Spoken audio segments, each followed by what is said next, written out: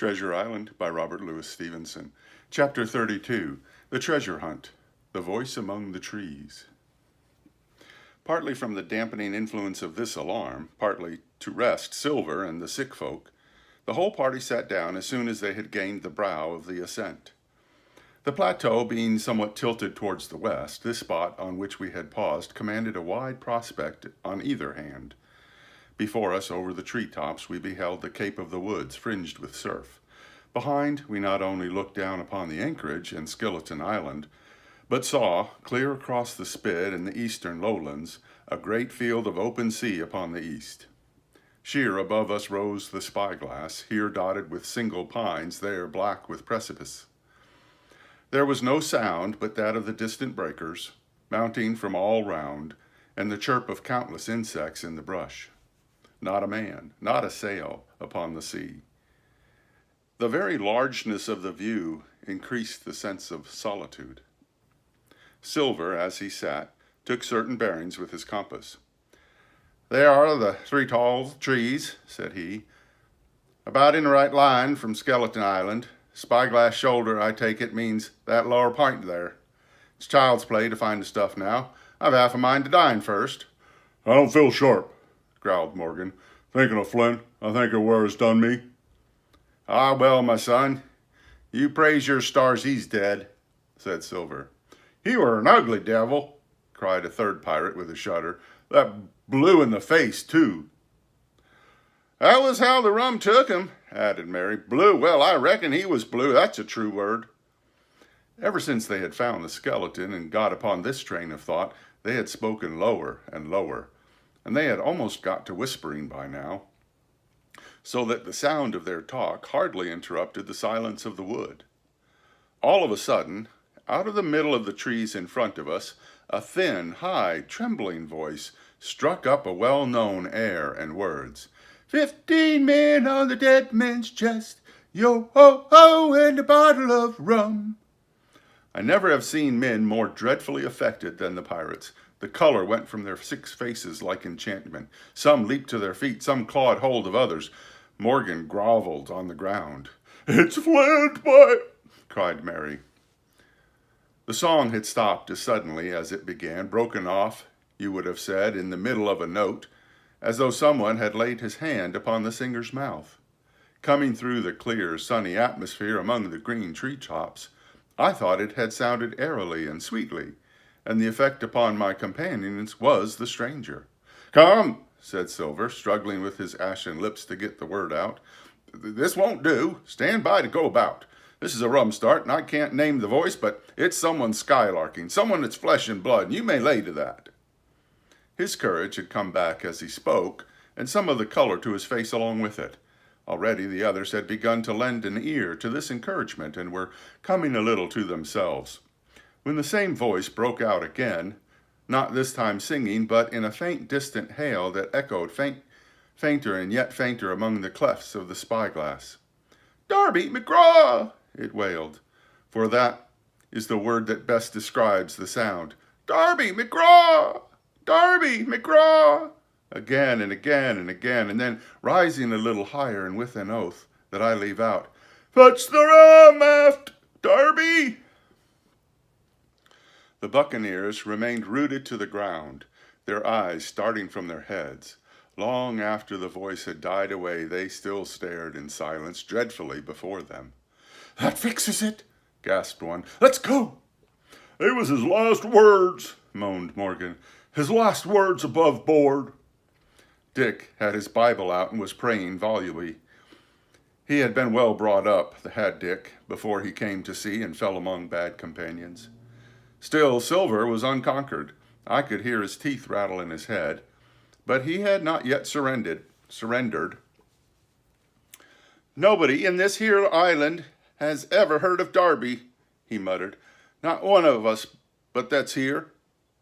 And then, making a great effort, "Shipmates," he cried, "I'm here to get that stuff. I'm not to be beat by man or devil. I was never feared of Flint in his life, and by the powers, I'll face him dead. There's 700,000 pound, not a quarter of a mile from here. When did ever a gentleman of fortune show his stern to that much dollars for a boozy old seaman with a blue mug, and him dead too." But there was no sign of reawakening courage in his followers, rather indeed a growing terror at the irreverence of his words. "Belay there, John," said Mary. "Don't you cross a spirit." And the rest were all too terrified to reply. They would have run away severally had they dared, but fear kept them together and kept them close by John as if his daring helped them. He, on his part, had pretty well fought his weakness down. "Spirit, well, maybe," he said, "but that's one thing not clear to me. There was an echo. Now, no man ever seen a spirit with a shadow. Well, then, what's he doing with an echo to him, I should like to know? Ain't in nature, surely." This argument seemed weak enough to me, but you can never tell what will affect the superstitious, and to my wonder, George Merry was greatly relieved. "Well, that's so," he said. "You've a head upon your shoulders, John, and no mistake. 'Bout shipmates, this here crew is on the wrong tack, I do believe. And come to think on it, it was like Flint's voice, I grant you, but not so clear away like it after all. It was like her somebody else's voice now. It was like her, by the powers, Ben Gunn!" roared Silver. "Ah, and so it were," cried Morgan, springing to his knees. "Ben Gunn, it were." "It don't make much odds, do it now?" asked Dick. "Ben Gunn's not here in the body any more'n Flint." But the older hands greeted this remark with scorn.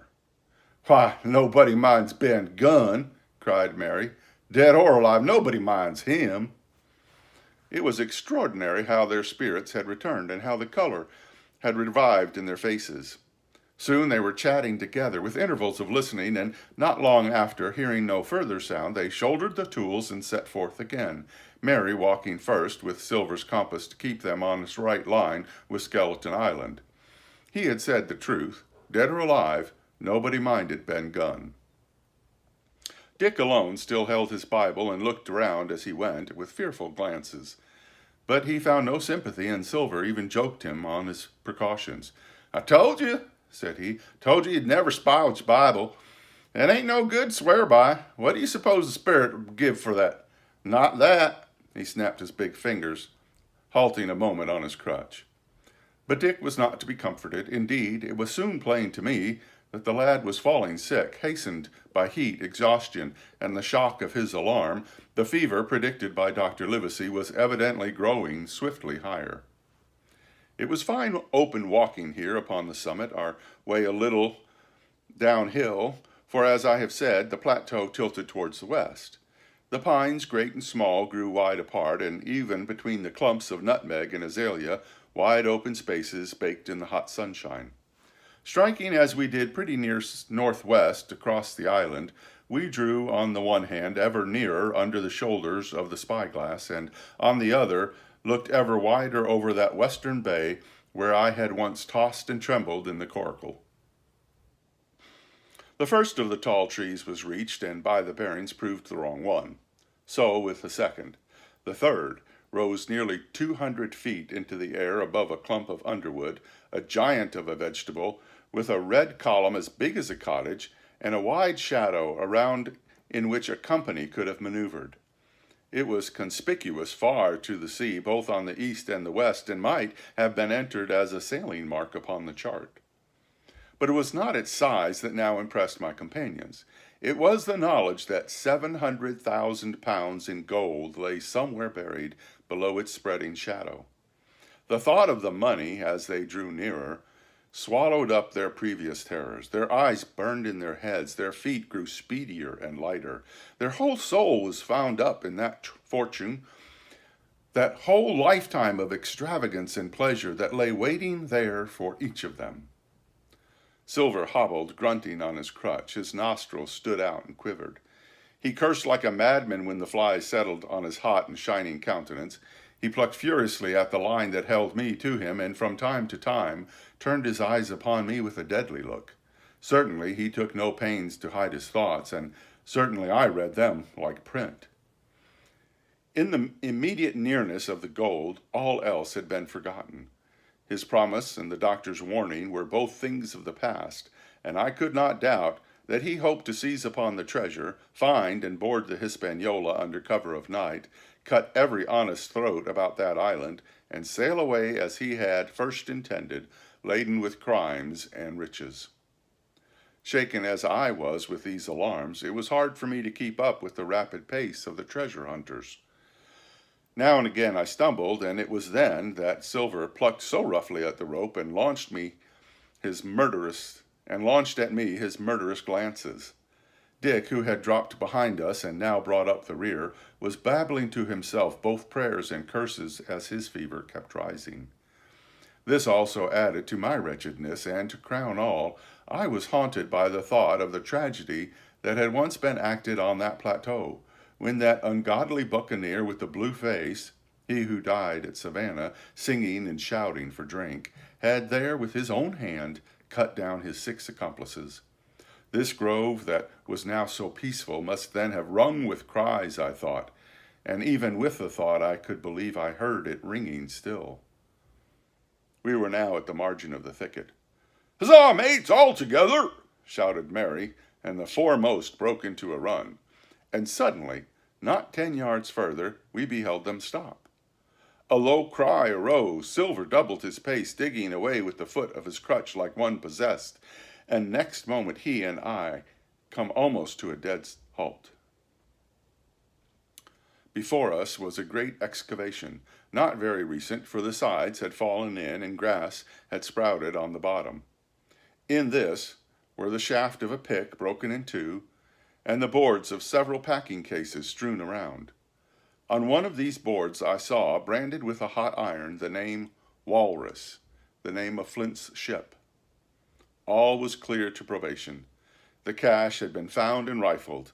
The 700,000 pounds were gone. End of chapter 32.